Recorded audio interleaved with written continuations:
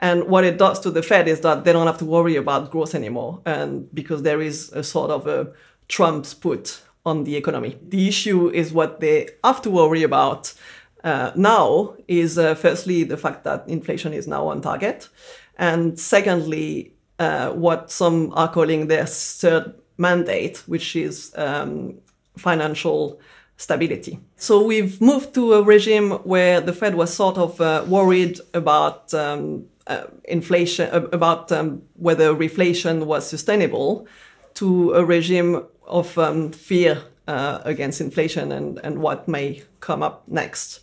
And also the third mandate, which is financial stability. The issue with worrying about financial stability is there might be a different neutral rate for the neutral rate that is basically going to stop Wall Street from like continuing higher, and the neutral rate that is basically related to the real economy and which balances investment and savings.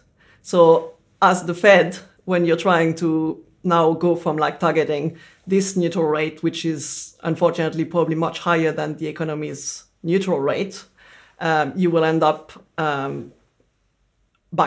this will basically end up backfiring on the Fed. The problem is that it sort of creates a vicious circle where if equities go up, you have like real rates going up as well, and now the dollar going up as well, and that is self-defeating and basically causes like the equity risk premium to move up and financial conditions to tighten again.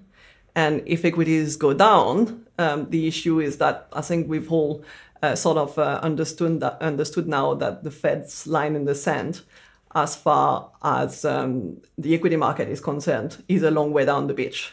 So that means you'd probably sort of like move into bear market to really see a Fed relent. So the bottom line is that the trade this year is real yields going higher. So the way I envisage the end of this cycle is, instead of seeing the sort of like normal optimism-driven a blow off top in equities, is I think we're going to see a blow off top in real yields.